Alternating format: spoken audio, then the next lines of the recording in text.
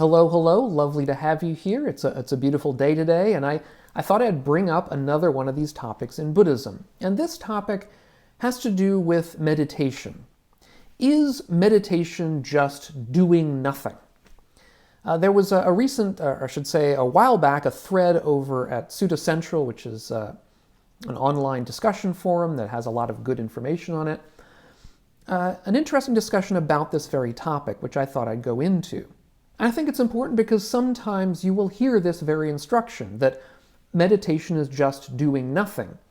And that if you might ask a meditation teacher, what should I do in meditation? And sometimes the response will be just sit, or do nothing. Sit and do nothing. This is particularly, I think, seen in the Zen school of Buddhist meditation, although it's also seen in other schools that are related to Zen in various ways.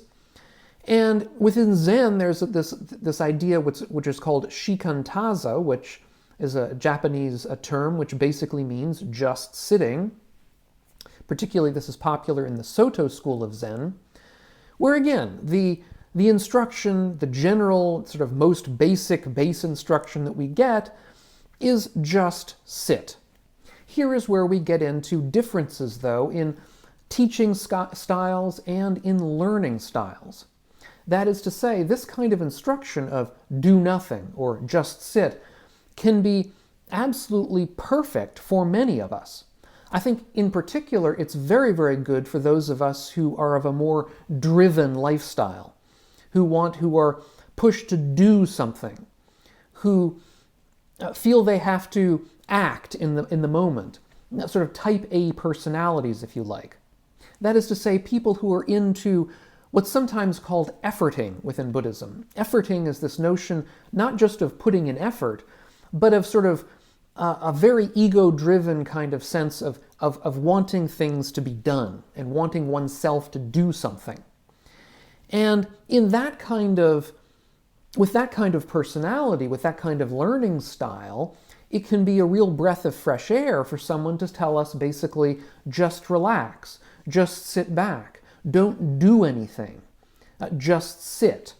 But for others of us, perhaps some of us who are not quite as driven, not quite as type A personalities, these kinds of instructions can be difficult. They can be, for one, rather confusing. After all, it's kind of a paradoxical instruction to do nothing. It's sort of like the instruction, don't think of a monkey, right? In order to formulate that instruction for us, we have to bring a monkey to mind, and so by bringing it to mind, we're not able to actually satisfy the instruction. In the same way, do nothing is rather difficult because that requires us to take note of when we want to do things and to stop ourselves from doing them. And that stopping ourselves is a kind of action. That is to say, we have to hold ourselves back from intervening in our own mental stream while we're meditating. We have to hold ourselves back from interfering. And that itself is a kind of doing of something. So how do you do that without doing that? And part of this is just the normal paradox of Zen instruction. Although, as I say, this kind of instruction is also found in other schools of Buddhism. I think I've heard it as well, for example, in the Thai forest school of meditation instruction, which is a part of Theravada Buddhism. However, the Thai forest tradition, in many ways, their style of teaching is similar to Zen. The bigger issue here, though, is one that's mentioned by Bhikkhu Akaliko over on the thread at SuttaCentral, or at least he brings up this topic, which is that if we actually look at the meditation instructions that we find, for example, in early Buddhism, in the suttas of the Buddha where he discusses meditation, they're anything but inactive. They involve a raft of different kinds of active kinds of mental operations that we're supposed to go through. In particular, we can think of the four foundations of mindfulness, which is, arguably one of, if not the sort of foundational meditative text in all of Buddhism. And that text involves any number of different kinds of mental operations that we're supposed to go through, things that we're supposed to pay attention to, or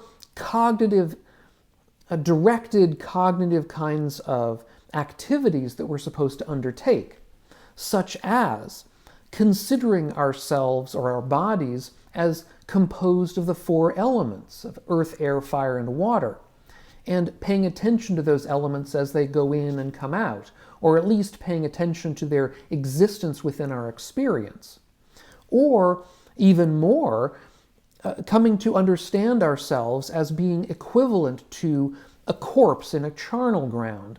There are a number of charnel ground contemplations within these meditations on mindfulness, and they involve our trying to understand the way that our bodies are like that, or will become like that in the future. Another aspect that we might think of is the 10 recollections. This is something that Bhikkhu Akaliko also mentions. The Buddha talks in a number of different suttas about a meditation on various recollections, memories that we might have. That is, famously perhaps, the recollections of the Buddha, the Dharma, and the Sangha, but also recollections of our own beneficial actions in the past. Times when we acted particularly well, perhaps times that we were helpful to people, or times that we were generous. And these kinds of recollections are intended to arouse in us joy and happiness. They're intended to arouse in us a sense of energy to keep our practice moving forward in an effective way. And again, these are directed kinds of meditations. They're not at all similar to doing nothing. They're doing specific things in order to bring about certain ends, the ends of joy, the ends of happiness, the ends of energy. The danger, Bhikkhu Akaliko notes, and I think this is very apt, the danger in the instruction, do nothing, is that we may end up in our meditation sessions simply mired in the hindrances. Now, what are the hindrances? There are typically, I've done videos on this, typically there are said to be 5 hindrances. These are things such as ill will, that is to say anger and hatred, or our desires for sense pleasure, sense desire, wanting, this kind of desire to have a pleasant experience of a certain kind, or recalling a pleasant experience. That is to say, the pleasantness of that experience, not recollecting some good action. That's a different idea.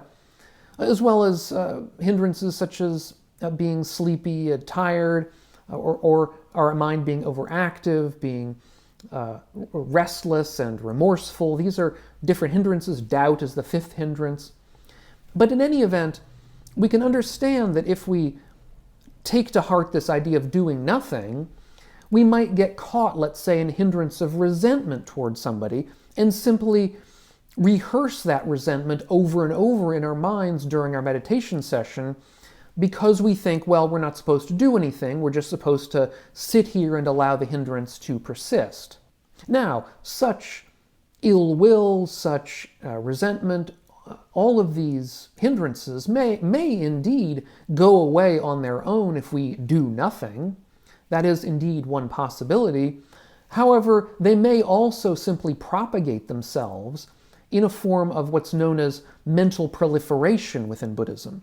This kind of mental proliferation is the ordinary mind that we tend to be stuck with in our ordinary life, that we sort of proliferate around. Our mind just sort of gets caught up in these stories and repeated thoughts about things that we're annoyed with, or things that we want in the future, pleasant experiences, that kind of thing. And this really isn't appropriate to meditation. At least it's not the way meditation should be in an early Buddhist understanding. In early Buddhism, we're supposed to at least begin to see the difference between a mind that is clouded with the hindrances and a mind in which the hindrances are not present. And the latter case, one where the hindrances are not present, is a more skillful kind of mind state. And if we don't understand the difference between a mind with hindrances and a mind without them, we won't know what to look for. And in particular, in several early texts, the Buddha discusses things that we're supposed to do when the hindrances arise. So when we notice that our mind is caught in ill will or in sense desire or one of these other things, there are interventions that we can come up with in order to put the mind back into a less hindered state. So at least from the perspective of early Buddhism, we're not supposed simply to allow these hindrances to fester and to go on and on during our meditation session, insofar as we can, of course. We're oftentimes not even aware of them because we're so deeply mired in them that we don't even remember to think that they're hindrances. Now, in my understanding, therefore, this teaching, this instruction of just do nothing, is actually a very advanced teaching. It's not really a teaching that's meant, at least in my take, for beginners. In the same way that, let's say you're learning to play baseball. A coach might tell you, just hit the ball, just keep your eye on the ball. Well, if you're starting out in baseball, if you've never swung a bat before, literally he's right, you're just supposed to hit the ball, you're supposed to keep your eye on the ball, but that's not a very useful instruction. That's an instruction that really should come somewhere down the line when you're overly taken with instructions about what you're supposed to do with each of the elements of your body, let's say. In other words, if you're an advanced or at least an intermediate practitioner, and you're thinking, I'm supposed to keep my shoulder up, I'm supposed to twist my torso this way, I'm supposed to keep my legs here and here, and I'm supposed to do this and this. If you're caught up in too many instructions, that of course can be a detriment to your success in hitting a baseball. And so in that circumstance, it can be very useful for a coach simply to say, look, just keep your eye on the ball, just hit the ball. In other words, stop thinking about this stuff so much. But when you're just starting out, you don't know what to do, and so that kind of instruction isn't useful. In the same way, the instruction, just sit, just do nothing, can be a great instruction for somebody who has already got their sea legs, so to speak, within meditation and simply needs to be told to calm down and allow things to take their course naturally. This instruction of doing nothing may also be related to the later Buddhist idea of what's called Buddha nature. This idea that we're all innately endowed with a kind of a pure mind that lies beneath all of our hindrances, so to speak. That the point of practice is simply to uncover this luminous, pure, enlightened state of mind that is always there underneath everything. And in that sense, we can understand how this instruction sort of is supposed to get us there, right? That it's the doing of things that covers over this innately pure kind of stable mind. And so if we could simply do nothing, this innately pure stable mind will reveal itself naturally. Now, as I say, this is a point of view that we get in some later Buddhism. In early Buddhism, although there are a couple of statements here and there that seem to suggest something similar, the vast majority of what we read in early Buddhism and find there is quite different. It's rather that the mind is innately clouded over, the mind is innately ignorant and deluded in certain ways, or at least it has been for time immemorial. And so the point of practice is rather the same as the point of training a thoroughbred horse. This is actually an example that's given in the early texts, that we're supposed to train ourselves. And it's in the training that the mind becomes uncovered.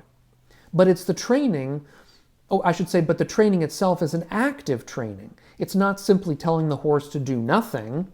It's rather telling the horse to do very specific things that allow their,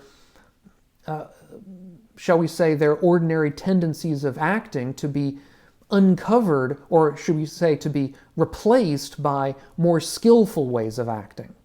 That said, I do want to repeat that this teaching of doing nothing or just sit can be an extremely effective teaching for many of us. And so I think we should keep it in mind as something to rely upon from time to time, or if we find a teacher who's very good at that kind of instruction, perhaps there's somebody that we want to look to from time to time in order to move our practice forward. Now, what's important here, I think, is the hindrances, particularly in this discussion we've had today. And I did an earlier video on the topic of overcoming these hindrances, of what we're supposed to do, of what these texts tell us we can do to counteract their effect upon our minds. And so I'll leave a link to that video up here on the screen if you haven't seen it or would like to refresh your memory about it and see it again. If you're getting something out of these videos of mine, consider taking a look at my Patreon page and seeing if you want to help support the channel and the work that we're all doing here. Thanks so much for all of your continued support and love and all the rest and watching these videos, and we'll catch you on the next one. And meanwhile, all of you, be well.